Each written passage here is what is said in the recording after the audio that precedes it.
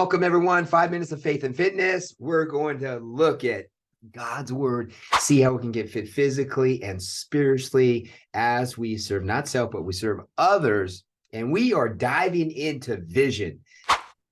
Gaining vision, we looked at refining vision, and now we're going to talk about pursuing vision. And so when we talk about refining vision, Nehemiah had a plan. God's vision, he put that vision upon Nehemiah's heart. He had a heart for the people to go rebuild the walls. And then this plan was this plan that he thought was going to be this big plan of building this big wall, but plans change all the time.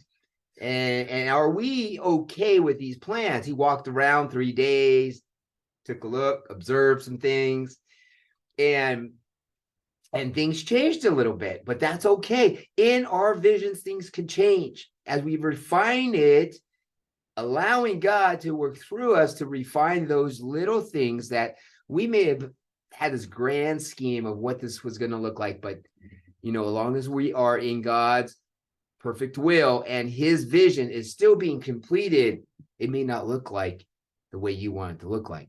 And so as we now pursue our vision, as we continue to dive in, Nehemiah takes his trip over there, and there's some obstacles that are against him. The people who are quitting their jobs to rebuild the walls, they're quitting their farming to rebuild the wall, and he's up against people just losing everything. They're mortgaging everything off. And in those days, when you go into debt, you go into slavery, you become a slave to that debt. And so what a parallel to today, right? Slave to your debt.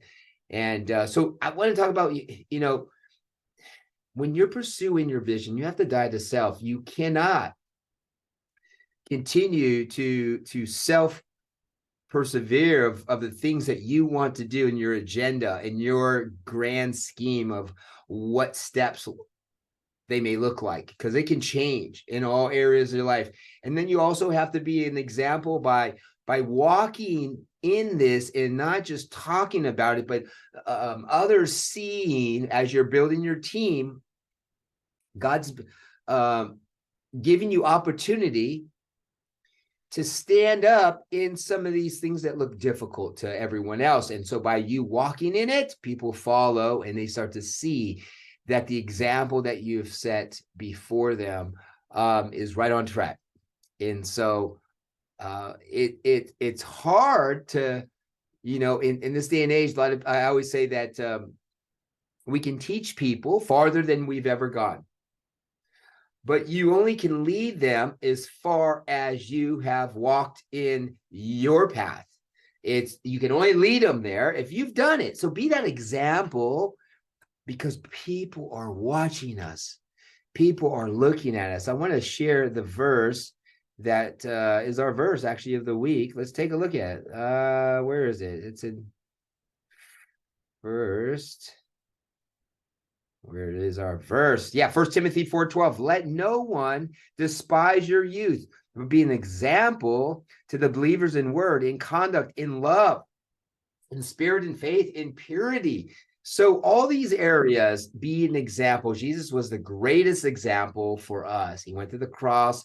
He showed us that sacrifice that he gave up a lot, came down, living in perfect purity in heaven. He came down and hung out with us, dirty rags, right?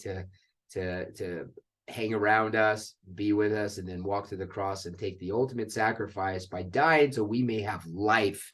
And so how can we look to that as our example, as we always fall short? So be the example. Be the example. And Paul was talking to Timothy and saying, hey, these are the things that, when I'm gone, here's some marching orders for you to fall in suit, because at your young age or your old age, wherever you're at, be an example as you pursue this vision that God has for you. And then also the distractions. There's going to be distractions. There's going to be bing, bing, bing, bing, bing, bing, right? We're looking around and there's things that are grabbing our attention that look like, let me just go over here for a little bit. because this is losing steam.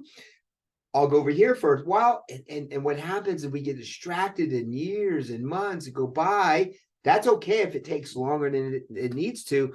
But God has us pursuing. Don't ever lose track of the vision that God's given you, even when these things that are thrown our way that look good, because we can be distracted by even good things in our life.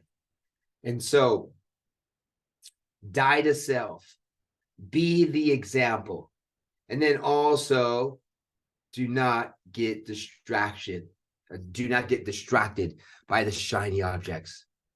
Okay, pursue this, continue to seek after these things, because the obstacles are coming your way. You know that what was on your heart, you know God is showing you how this is going to be done, and then he's going to show you is now the right time. But as you are doing it, and as he's fulfilling these little buckets, there's going to be times where selfish motivation is going to come in place. There's going to be times when you don't want to die to yourself. There's going to be times when you get distracted off of the vision that's set before you. And so that's what I have for you today, guys, because the same tactic you can bring into the physical, because we want to make sure that we're not distracted in our goals, our physical, our nutrition, our accountability, these things, as we get to this long-term mindset, this vision of where we want to be in our health and fitness goal. It may just be so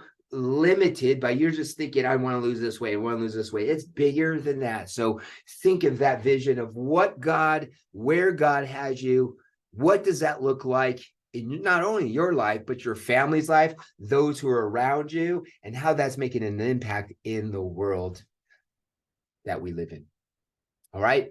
So God's perfect plan and your successful plan is being obedient and faithful to what he has in store for you. So God bless everyone. I will see you on the next episode. God bless.